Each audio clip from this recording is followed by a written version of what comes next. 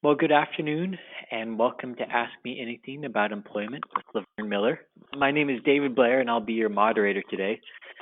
This webinar is not a presentation, but an interactive question and answer period. And for the next hour, LaVerne will take any questions you have related to employment.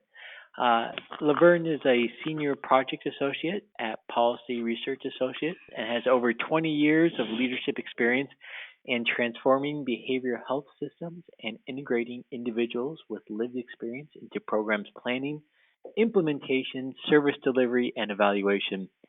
She leads peer focused activities at SAMHSA's Gain Center for Behavioral Health and Transformation. Ms. Miller provides technical assistance to programs to improve recruiting, hiring, integrating, and advancing peer staff.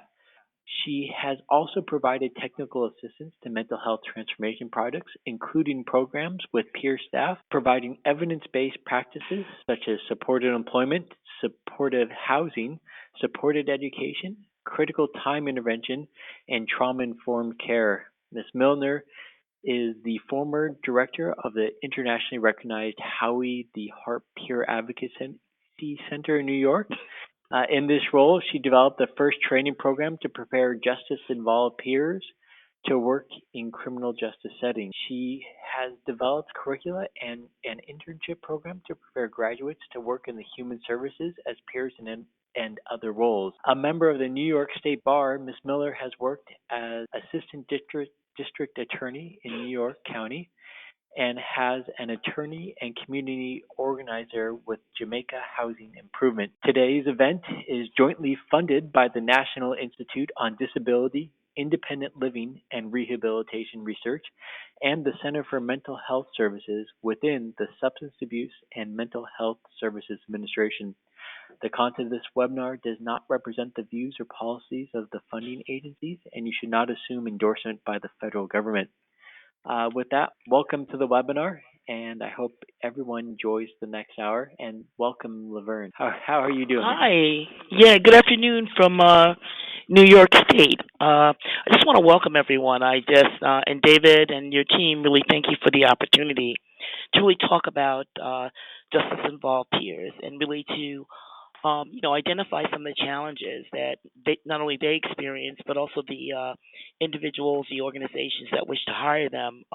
For those on the call, this call is timely. I think we're all looking at the implications for involvement in the criminal justice system, and what those of us that are really committed and really believe that employment is part of the recovery process is how we can make that happen. I hope you'll find today's discussion helpful.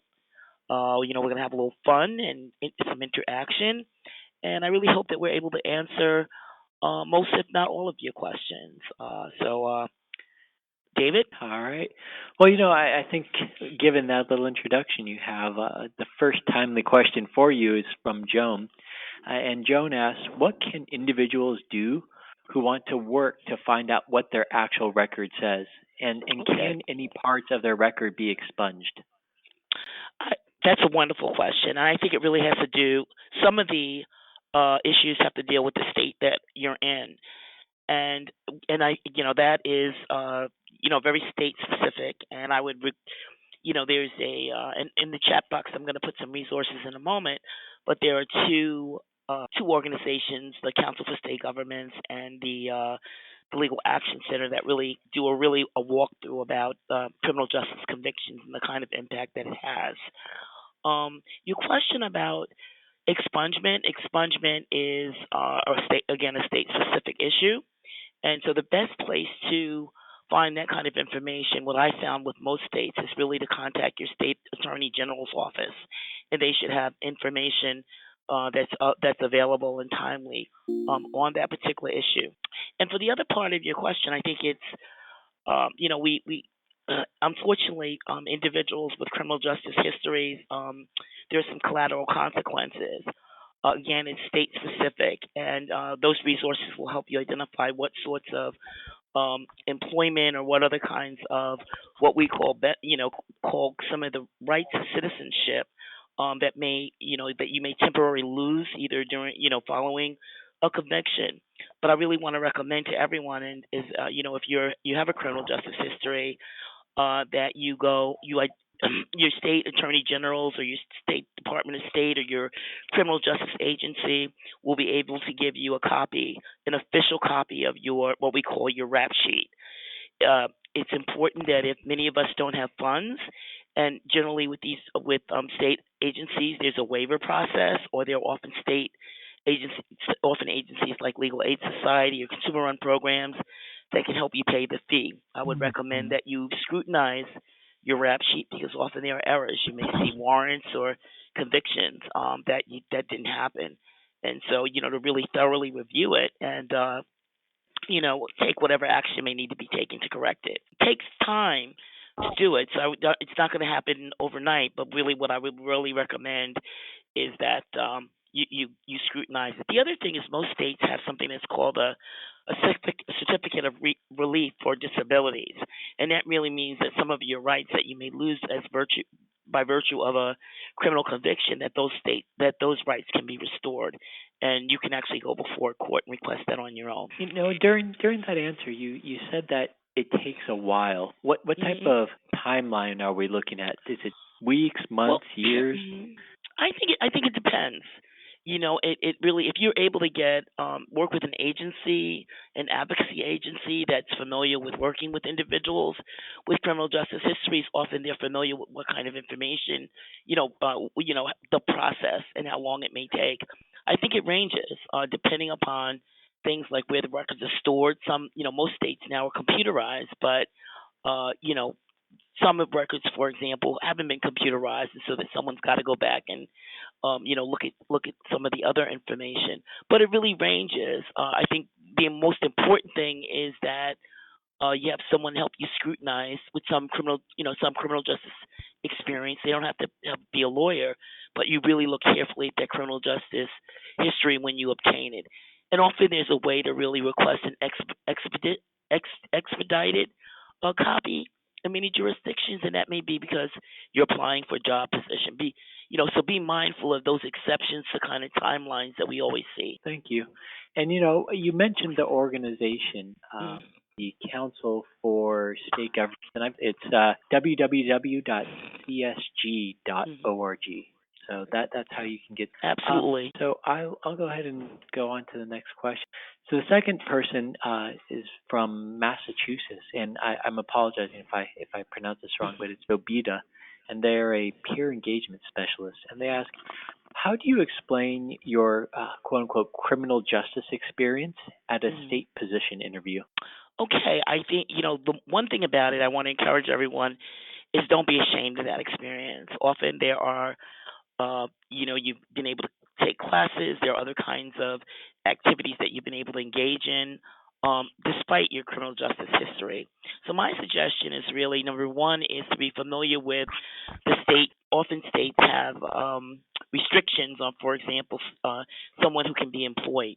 What kinds of convictions. And so it's really important to know, for example, whether a person with a felony can is has there's some restrictions on their employment, or a person with a misdemeanor, and that really means, as legal terms, a misdemeanor is something that a crime where you're sentenced generally to jail, and it can be a year or less, and felonies generally you're sent to state prison, and it's really 1 year or more. My often states, and this is the wonderful thing that we're really seeing, is that they're building in exceptions. That if you're able to demonstrate that you're rehabilitated, that you've participated in the community, all those great things that I know many of you have done um, since you've been maybe released from jail or prison, that it's often important to point those things out. And should you get an interview, you should, I think you talk about that what you've learned, the skills that you have, that you've matured or whatever the situation may be. But most importantly, don't be ashamed.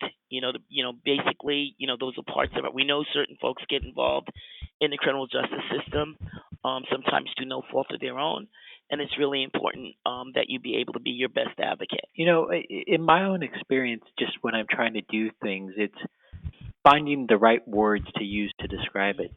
So if I was interviewing you, And I said, LaVerne, I see that you marked that you have a criminal justice record. Can you Mhm. tell me about that? What words would you use to describe that experience? Yeah. I mean, the first thing is really to make sure what the law is in your state.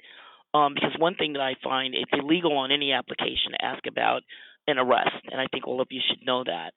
To really, understand, to really look at the application and what kinds of convictions that you have to write about, on your truthfully on your application, but also for those jobs where you have to get some sort of clearance to really understand what that again that criminal justice record should indicate. I think it's about David. It's about saying I'm really enthusiastic about meeting you. I've got skills and talents that I think will be an asset. There was a point in my life where I got involved in activities that that I'm not particularly proud of, but since that time, I've done everything that I can to to do well and to be an active and engaged citizen. And I really look forward to having an opportunity. I think I'd be an asset. Not I think I know I would be an asset. And really, what I think, I'd like to have a chance. I'd like to have a chance to demonstrate that to you. And I think it's really about using positive language, not being ashamed, not and really avoiding not telling the truth, which is what I find some people do, but really to be able to, say that basically you've accomplished a lot and that you deserve an opportunity. Sure.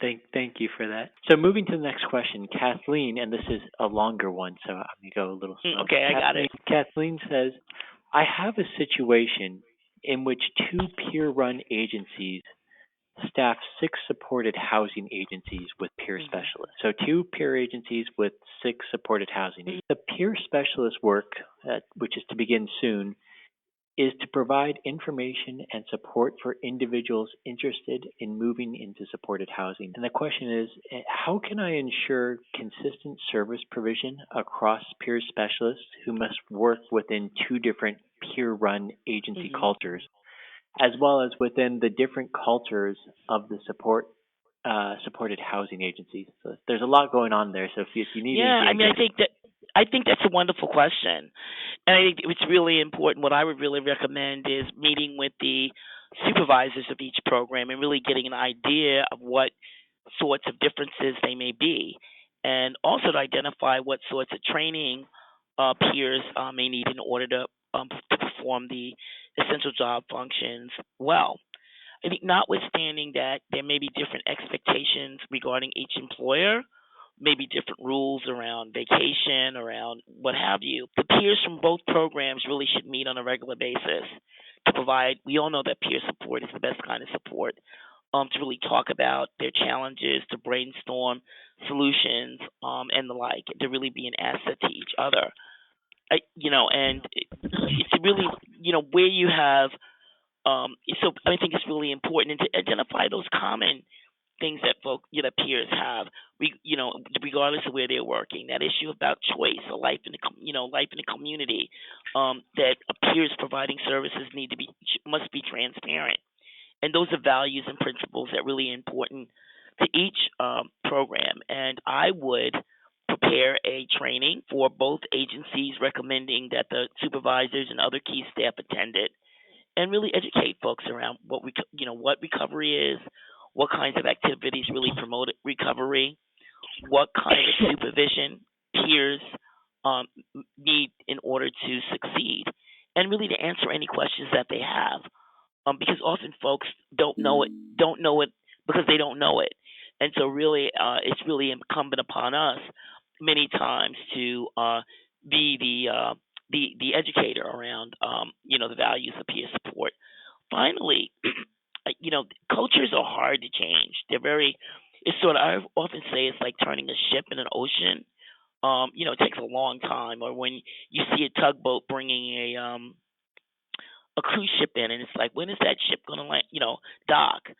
But change is, and often it's incremental. It doesn't happen overnight. But I really would recommend that you develop a training for both the peers as well as the supervisors and other key staff, and you look at policies and practices for both programs that promote the recruitment, the hiring, of the peer staff, that there are opportunities for career advancement, and that they one other thing is really looking at, this is something that I found, is we don't typically exercise our rights under the American with Disabilities Act. And I don't know how many of you know that, but it's really, it gives an individual with a disability, and mental illness is one of them, really a right to have a reasonable accommodation, so long that as it doesn't disrupt the business. So it's really important, again, that as you're training and providing support to the peers as well as the key staff, is that you educate everyone about what a reasonable accommodation is. And one of the other things, thank you, Mr. Cooler, that folks need to understand is that there's really this watershed, which is fantastic, of reform around criminal justice. And many states like Massachusetts or cities like New York City have done what we call ban the box. And that means no question can be asked about your conviction until after you've been offered the position. And if anyone wants, I have a question. Why do you think that's important? Why is that a policy that's real critical to providing opportunities for those of us with criminal justice histories? That's a question to the group. We're going to get lively today. I'll just say why it's really important. Because you want a person to interview you, not viewing you through a prism of your criminal justice history. You want someone to really look at your qualities, your interpersonal skills, your work experience, and the like. And it really, what it's intended to do is to eliminate discrimination against our brothers and sisters who have criminal justice records. One of the challenges with states or localities that have implemented this is really there's very little enforcement.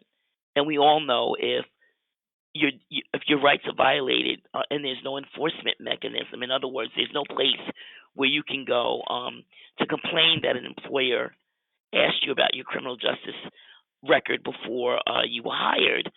It's a challenge. So I would say rights without what we call in the legal profession due process, makes it really challenging. But again, mostly all 50 states are engaging in some type of reform around how criminal justice records can be considered. Yeah, and Mr. Kugler said that you said it better than he could have. No, I didn't, Mr. Kruger. I didn't. But thanks for bringing that up, because that's key. It's really important that those of us that have criminal justice records don't walk around with that scarlet letter, that A, or in this case it would be a C, that lets everyone know that we have a criminal justice history, when that's just maybe a small part of our lives. In the answer to Kathleen's question, you talked a lot about what leads to success. Is there anything that jumps out in your mind of things that lead to failure of implementing? Yeah, I do. I mean, I think one of the most important things is that often people feel shame, and we all know that when you feel ashamed, you're unable to really advocate for yourself. You set low expectations for yourself with respect to employment, and you don't really have a hope for the future. So I think when people feel shame, it has a negative impact. The lack of family support for many of us as we transition to employment, particularly if we have both a mental health condition as well as a criminal justice history, we need family support. We need cheerleaders. And if you don't have family support, that can often be a negative. The other thing that really impacts negatively on many folks in terms of transitioning to employment is a lot of the misinformation that's out there around benefits like Social Security, SSI, and Social Security disability insurance. So I think that's another thing that can lead to failure, not really being aware of what the impact of work can have upon those benefits. The other thing I think is that what I've seen is really understanding that a job is a job. And that it's really important that, notwithstanding some of the challenges we all experience, that you take your responsibilities very seriously, and that you, to the best of your ability, you perform, your job. And if you need a reasonable accommodation, a change in schedule, that you be able to to do that. Because my experience is that people often like abandon their jobs, when something bad happens, because all it does is reinforce to us we're nothing, that what I call that record playing in your mind. And so it's very, very important to put on another record, to take that old record off, and to view yourself as create what I call a new narrative for you. And finally, it's really having a network, really taking advantage. I often meet peers, people with criminal justice histories that, are really afraid about networking with other people. We feel very comfortable in our space, networking with, people that have our shared experience. I want to encourage all of you that there's a big wide world out there of people. Everybody has problems, and that there are folks that can be mentors, can support you in your goals, can be your cheerleaders, and they don't have to share the same experiences that you have. And really take advantage of that. And Stephen in the room just says, "I'm ashamed of my past forensic history, but I am not my past. I am nothing what my offense was, and I've had 15 years since that I have proven myself." And I think That's that kind of gets to wonderful. the sentiment you're getting to. Yeah, I think that's wonderful. It's all about your attitude. It's all about feeling basically that you deserve all the rights and privileges that any other citizen in this country has. And that, one of the most important things is not to give up. Don't ever give up. But also, take advantage of the support that peer organizations and other organizations can provide as you embark upon this journey. Because like anyone, when you're looking for a job, nowadays it's on the web. You don't get a letter. You don't know. I would say it's really important to have support as you go through the process. Switching to a different question now, Jennifer writes in and says, "How does the disclosure of a mental health condition differ from hiring any other qualified employee? I struggle to Yeah. see the difference." Yeah, I think it's a difference without a difference. One of the challenges is that in order to be eligible for reasonable accommodation, you have to disclose that information. And one of the things that's really important is that information doesn't, when you go to the human resources office or whatever part of the employer that really handles a reasonable accommodation, that your records are not they say they're safe. They're supposed to be secured in the HR office, and no one has access to them. And if and I would say it's really important that type of privacy is really critical. So I recommend always that if to not wait till there's a performance issue before you talk to your supervisor about needing a reasonable accommodation, and that and that you really speak with human resources about what you need. I also think that it's important as we as people with lived experience. I say you have to be careful about disclosure. Your disclosure, what you disclose to whom and how you talk about it, is really important. And you can utilize your supervisor or other colleagues and kind of saying, well, what do you think? What do you think I should say? Because I say, once Pandora's out the box, Pandora's out the box. And sometimes we are so used to being in therapy or seeing psychiatrists that we want to tell it all.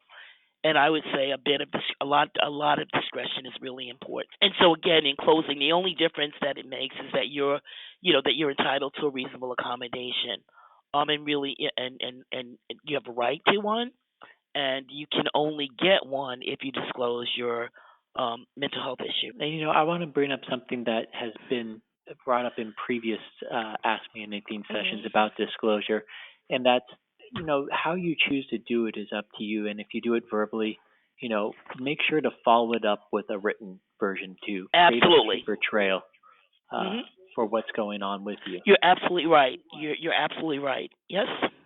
And don't, the important thing is that when we work, we sometimes we kind of say, we don't need this. I had the same issue when I went back to work after being hospitalized. I'm like, oh, I don't need to do this. I don't need to do that. I don't need to do this. And I would say it's very important to practice wellness, and that those things that have made you healthy, whether it's your doctor or a certain activity or what have you, whatever is made is important to your overall wellness, because that it's important that you continue to do that once you get a job, that we not feel that we're that we don't need anything. And each one of you that's on the phone, the 24 folks that are on the phone, you have a good idea really what you need in order to stay well. So turning to the next question, this one comes from Stephen in New York, and they ask, is there any organization that helps ex-felons get employment as a peer support specialist? Is there anyone who can help me with resumes and cover letters? I'm someone Sure. with a forensic background, and I have no experience with resumes and cover letters. Okay. You're fortunate to live in New York State, and because I say that, because there are several, depending upon where you are living in New York State, there are several programs that train peer specialists, peers with criminal justice backgrounds to work. And generally the work is most folks with criminal justice histories are really enthusiastic about working with uh, folks that share our experiences. And so what happens, New York State, there's a what we call it's called the Justice Center, and so it's really a agency that once you're printed, because most in New York, you have to they do a background check that really you will the employer has to demonstrate that you're being hired because of your criminal justice history, that that's viewed as an asset. You have to demonstrate your that you're doing well in the community, and that and that what I found in my experience in New York State is that it's a process that gives you every opportunity to gain employment. I would say that there are peer agencies, for example, Howie the Hart Peer Advocacy Center in Harlem. You've got Baltic Street, which is in Brooklyn. You've got lots of peer organizations. So what I would do is really contact, like Howie the Harp. I would recommend that because they've done a lot of work around working with people with criminal justice histories, and really just ask the question, where is their training program, and because it's really important for folks that are doing peer support work to really be trained. And there are loads and loads of opportunities in New York State to really, whether I'm working with an agent, I've worked with, for example, a group of folks in Oasis, that's the state alcohol and substance abuse agency, that really is working with every county in New York City for the treatment providers to hire peers to work in the treatment courts, the drug courts, the mental health courts. So things are changing. And you've got to believe that your criminal justice history is not a deficit. In many ways, it's an asset. It's a demonstration of strength, that you're a survivor, that you've overcome many, many, many barriers, and that experience, rather than being viewed as negative, really has prepared you to work as a peer specialist. Sure. Stephen's saying it's hard. He's out on Long Island and it's hard for him to travel. Do you know of Hmm. anything out I there? do. Yes, it's called, my colleague Ellen Helian. It's called Hands Across Long Island. Hallie and David, if you could get their website, they do fantastic work in Long Island, and I would reach out to them. I really would. They do great work around helping folks with resumes, helping individuals get copies of their rap sheets, employment, clothing, and housing. They run a housing program, and they also have this wonderful program where they focus on, primary care, your health and wellness. And this is exciting. Hallie's a peer-run organization, and they have a psychiatrist that works for them that really focuses on, recovery based practices. So it's you're really fortunate in some ways that you have access to that wonderful organization. I want to emphasize this is a peer run organization that's doing all this wonderful work. So in the chat box, I put the Justice Center, Howie the Mhm. Harp, Baltic Mhm. Street, and the Hands Across Long Island for everyone. Mhm. Absolutely. Yes, go ahead. No, I say when you call, just tell them that you are, you want that LaVerne Miller recommended that you call, and hopefully you get in the top of the line. But I'm saying that jokingly, but Ellen is a colleague of mine, so I'm sure she'll treat you well. And Steve says something kind of caught my eye. He says, I didn't know they helped with ex-felons. Mhm. Do you find it common for different agencies to work with ex-felons? Or is I it? mean, I think that's a wonderful question, and I think it really depends on where you're at. If you're in a major city, generally there are organizations that are devoted to working with individuals with felony convictions and other serious convictions. Generally, there is, and I would say in most places, even if you're in a small town, there probably is an organization that focuses on quote unquote what we call reentry. That and when a person comes back into the community after after a period of incarceration in jail or prison, and it's really so. What you can do is, I often many jurisdictions have what's called a reentry council or reentry group, where all the folks that are doing reentry programs come together, and really talk about what they're doing, what their priorities are. So that would be a good place to start. And you are not an ex-felon. I think we have to speak it into truth. And I say that is, you're not an ex-felon. You are a qualified person who's looking for a job. As long as you think that you're an ex-felon, you will, it'll be difficult for you to excel. You'll wear, all that on your sleeve. So don't ever characterize yourself as an ex anything, whether it's a ex felon or you're talking about, I am a person with bipolar disorder. We can't let those things define who we are. Those are things that happen to us. Those are things that we've worked hard to overcome. It's part of our experience, and we've moved forward, and that's the most important thing to take. You're not an ex felon. Changing gears again, Theo asks, and this is a two-parter, what strengths are required to become a peer counselor, and what training is available?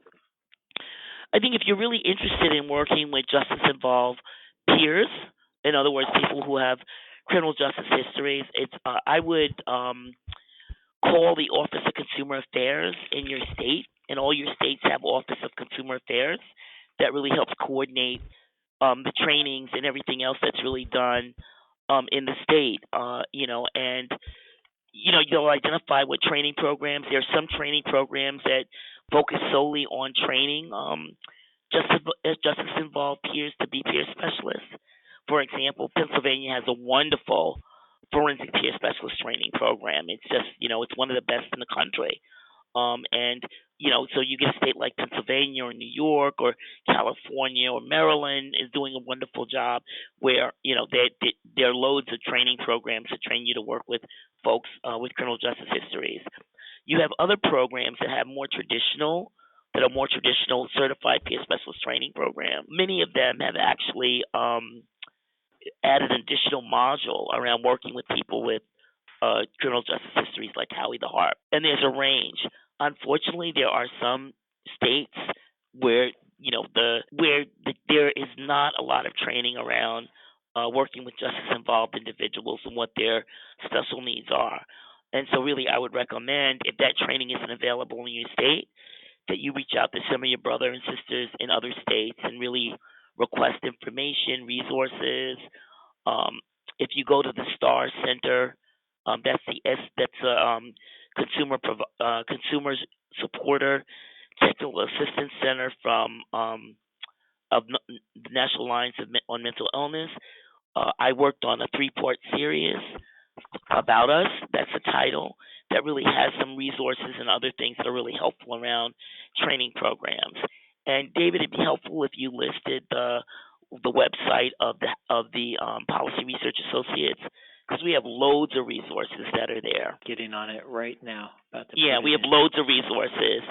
And what I'm going to do is I will, I did a 3-part series that really focused on really the kinds of things you really need to know to be an effective peer specialist. But I will say that because there's a culture around working in jails and working in the criminal justice settings, there are often restrictions that, I'll give you an example. Folks that are working in jails often don't know that even giving a person a piece of gum is a violation of policy. It's contraband. Well, training, if you got trained, you would understand that. There are also in jails and prisons, there are challenges. People, for those of us that have those kinds of experiences, folks are not accustomed to opening up to anybody, because to open up means that you're vulnerable and that you can be taken advantage of.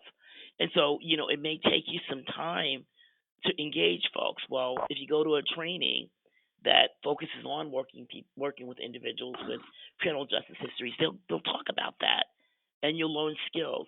The most important thing that you'll learn, and this is key, is that the vast majority of our brothers and sisters coming out of the criminal justice system almost universally have experiences of trauma. So what that does is it it um it it it helps you as as a person who's gotten trained ultimately in a criminal justice setting to really have skills about to understand what trauma is, how it may impact upon relationship building, and really to be able to incorporate those in a strength based way in the work that you do. The National Association of State Mental Health Program Directors did a wonderful book on, although its focus is on women, but I recommend its use for anyone. It really talks very eloquently and speaks to us around trauma and what does trauma informed care mean to a peer. Mean what is it we have to do? Sherry Mead's work around intentional peer support talks to that. So I would say basically, if you don't have training in closing in your community, there are all sorts that you can access to make sure that you have the information that you need. Sure. During that answer, you mentioned on the Policy Research Associates, there's a three-part series that you did. What's the title of that for anyone who wants to look for it? It's learning about us. Yeah, as well as something I wrote an article that talks about reentry being part of the recovery process, and that recovery must be the outcome of reentry, because it's really not just about doing your time. It's not just about succeeding in probation or parole. It's about a life in the community. It's about all the things that everyone else enjoys and feels good about. So those things are very important. Sure. Let's see.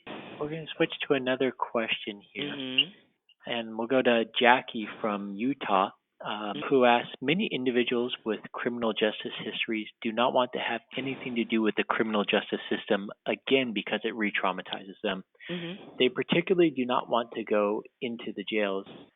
Have you dealt with these sorts of issues? Oh, absolutely. I mean, I've dealt with issues where the person who's working in the jail as a peer specialist often may be working in the same court that he or she was convicted. I mean, there's I would say that everything is local, and you never know who you're going to run into that you had those experiences. I would say I really recommend the folks to be very careful about and deliberate about what kind of setting they are applying for a position for.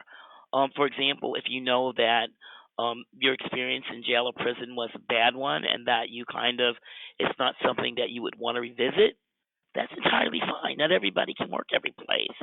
There are multiple settings where peer specialists can work, and I'll forward that to David as well. You can work in crisis stabilization units. You can, respite programs. You can be a co-responder to work with the police when they respond to a 911 call. You can also work in a medication-assisted treatment program where you're helping a person navigate through that whole piece of being on methadone or other medication-assisted treatment, and really support them through that journey. So there are infinite amount of opportunities for folks to work, and it doesn't have to be someplace where you don't want to work. And I recommend to everyone, be very, very mindful of it. It's a decision that can really impact on your future. And Steve mentions that he was offered a job but backed out at the last minute due to fear. How do you manage your own personal fears and stigma? Okay, first of all, you have to own it, and the other thing is that's really important is not only owning it but having someone that you can talk through it, and that you can that you are that you feel empowered, because the worst thing in the world is to feel that life is going to happen to you, not that you're going to take have control over your life. So I'd say that that's really, really very important. The other thing is to really understand where that fear is coming from, and to really identify it as a priority for your own personal and professional development. Often fear comes from a place that we don't even know where it comes from. I'll give you an example. When I work with provider agencies or criminal justice settings, I always say, people with criminal justice histories have sustained enormous loss in family, social status in the community, a job. People grieve, and that grief process, unless people are able to deal with it, results in a lot of fear. It really does, because you just, you just don't know where you fit in or what you can do, and so it's really, and as long as your heart is troubled, there's no medication, there's no activity, there's no anything that can do that. You've got to, what I say, you've got to heal yourself, and as part of that, and that part of that healing process will help you gain the confidence. The other thing is do an internship. Folks don't. When I ran Howie the Harp Center, everyone is not prepared to go to employment right away. So do an internship where you are able to adjust to work, and know that you can do it and you can do it well, and that you meet colleagues and that you go to lunch and that you do all those things. So I really recommend the folks, if there's some ambivalence that you have or concerns, try an internship or volunteer somewhere. All this advocacy for yourself really kind of brings up the question: those who do have family in their lives or friends who want to help out, what is the best thing how can they be involved? Family? How can family be involved? I think it's really important for family to support an individual's desire to work, and to really be a cheerleader. Often families are concerned about whether what work will do, particularly if you're stable and you're doing well, and people think that employment is not part of the recovery process. Well, Larry Davidson, who's a psychiatrist with a history of with a lived experience like all of us, says nah, employment is recovery. That we know that having something to do, a life of purpose, getting out of poverty, having relationships, children, is really important. That's what we all want to do, notwithstanding the challenges that we have. So, I think it's incumbent upon family to really support. But the flip side of it is many of us don't have families that are supportive, or that we even necessarily want to be around. So I always say, look at family as a range, and that family is how you define it. Those people who unconditionally will support you, and then really lean on them, for the kinds of support that you need. The other thing is you may want family to work with you. For example, if you're a woman or male and you have a child, and that child has to be picked up from daycare at 3 o'clock or half a day kindergarten, and you need someone to pick up your son or daughter, I think it's really, family can step in. Family can be an asset. So often I recommend sit down with your family and say, this is what I need from all of you in order to succeed, and really be clear about what you need, and move forward. And if your and that doesn't have to be your family of origin.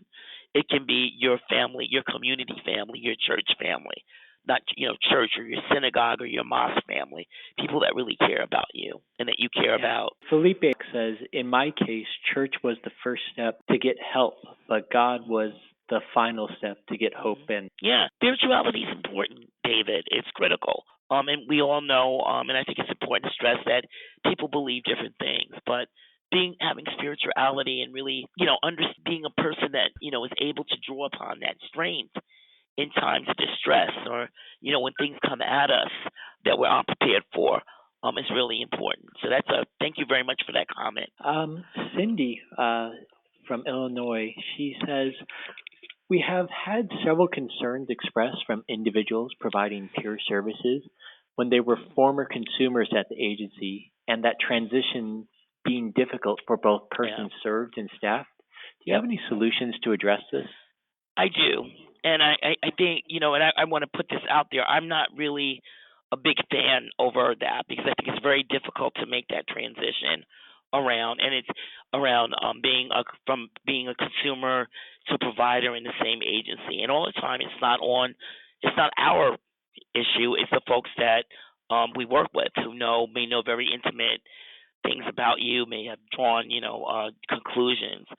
But be that as it may, there are really important reasons why a program may want to hire someone that succeeds, that went to the program. You're a role model.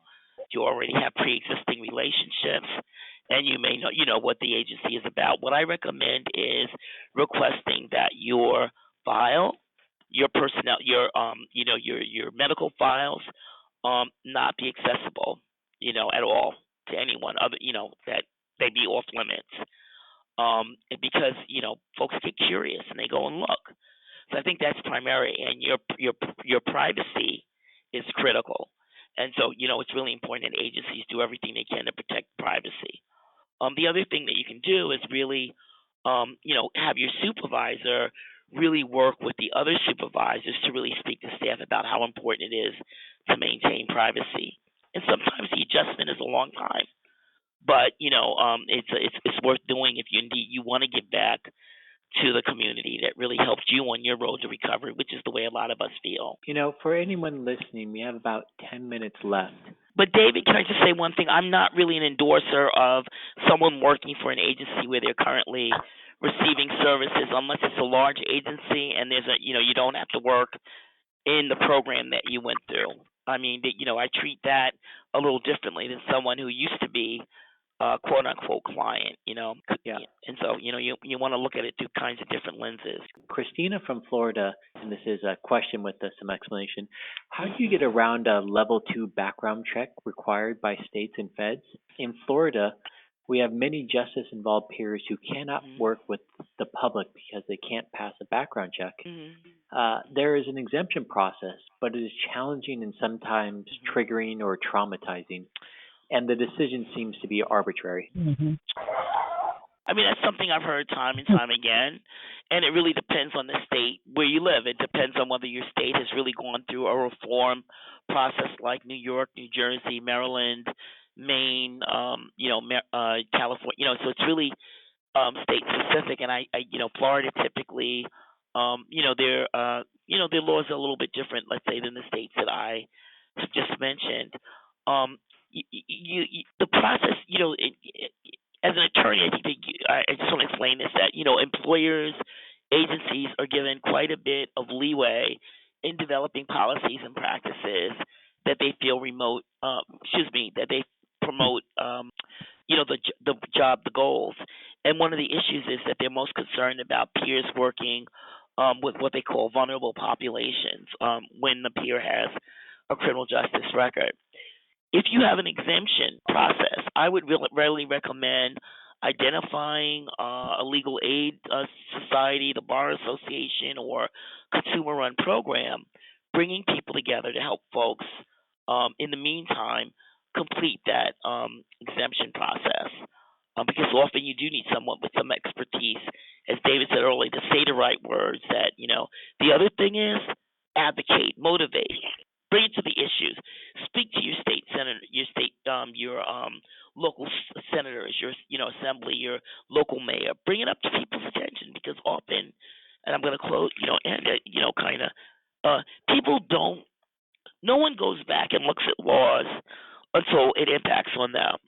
So you have to remember that a lot of these policies, regulations, and practices came at a time where the public was punish people. You do the crime, do the time. We have done a really markedly shift, and so often laws or regulations that are inconsistent with that shift never get changed, because no one ever thinks to enact a law that changes it. So you can be a change agent, advocate. Great. And I think that kind of transitions to the next question that Rachel has shared with us. And Rachel writes, I'm an attorney that works at an organization that provides free legal services to low-income people with mental health conditions. And we are fortunate enough to have peers on staff. What is the best way to provide constructive criticism or feedback to peers we work with without re-traumatizing them or making them feel like their work isn't valued? Okay. This is an issue I've struggled with as a manager. Okay, I'm going to start backwards first. First of all, we're not like Humpty Dumpty eggshells where, we're going to crack if we get constructive criticism. And I see my colleague Jonathan Edwards on the line. And Jonathan and I have worked together over the years to really ensure that whole supervision piece is really understood by the supervisor. And I know, Jonathan, if you're on the phone, if you want to chime in about your approach to supervision of peers, what I will say is that Supervision should be structured, but it's binary where both you and the peer you're supervising talk about, what's going on, and really problem solve together, because that's critical. I say I've learned that water seeks the lowest level, and people will always exceed it downward. So it's really important for you to set reasonable expectations, but also to give the person the tools, the resources, and support that they need in order to succeed, because often that doesn't happen. Um, and the other thing is really, and it's important not for you not to take on the role of being a therapist or a psychiatrist. It's important that we are able, that we don't, that our employers or our supervisors don't become that. That once you're employed, that you do what everyone else does in the community, that you get those services in your community, where basically you're able to talk about what's going on without your employer knowing all the details. So in closing, I would ask the peer very clearly is, what does he or she feel that he or she needs for supervision? And I always say supervision, when you're providing constructive criticism, is critical to say something positive. You can say, we all can say something positive about someone. So really, it's important to really to say something positive. That's my recommendation. And there are loads of resources, and I'll send them to David around peer supervision. I have some slides that Jonathan did specifically for peers, specifically for non-peers that are supervising peers. Thank you. And You're hopefully welcome. that's useful to you, Rachel. Hmm. I'll close with one last question. And that question is, how do you deal with setbacks when doors are closed of you because of your background? Yeah, that's a hard one, and I can relate it to my own personal experience. I was an attorney that practiced law. I was a prosecutor, and when I got sick and hospitalized, it was clear that that was not going to be my career path anymore. That the stressors and other kinds of things, and some things that happened during the terms of during my employment, that it was not going to be an option. When you deal with, when one door opens, closes, another one opens up. Setbacks are a part of life. Sometimes things happen having absolutely nothing to do with the fact that we may have a criminal justice history, or that we have a substance abuse history or a mental health history. It's important that for every setback that you step back and you look at kind of what you could maybe do differently in that process. But most importantly is really to, number one, the whole wellness piece, because we know when we get setbacks, it's like, if you're like me, I start what I call stinking thinking. I'm nothing. I'm not worthy. But the other thing is to live in your community. There are things can that can enrich your life, make you feel good about yourself, um, connect you with folks that can really provide support. That when those kinds of disappointments come, you're much able to better to handle it. Because think about your own experience, and everyone on the phone. When did you most have the biggest challenge in handling a setback? That was when we were isolated, when we felt all alone. And so it's really important. For example, Jonathan is a great colleague of mine, and often when I've had experiences that have left me, sad, disappointed, feeling like a failure. I pick up the phone and I call Jonathan, and we talk, and he talks me through it. Like the boxing, like the corner man in a boxing ring. You can do it. You can do it. And I think we have to do that for each other. I don't know if that analogy was a good one, but we have to do it for each other, and that's what I think I'll close on, is that we're a wonderful community. Your criminal justice experience nor your mental health or substance use history does not define you. It doesn't. There are going to be times when you experience stigma and discrimination, but don't internalize that. It's not your problem. It's other folks' problems. But the most important thing is to really get involved politically in your communities, to be visible. We can't afford to be invisible, that people forget about us, and don't think about things that impact on our lives, like poverty, access to mental health care or substance use treatment, access to, anything, all the things that we want that make us happy and feel fulfilled. So, if you've got things that are going on in your state or locality that you feel are discriminatory or really impact on justice involved folks, get together, a group, organize, strategize, and speak to power because that's important. LaVerne, thank you for sharing your knowledge, experience, thoughts with us today. That brings us to the end of this session of Ask Me Anything About Employment.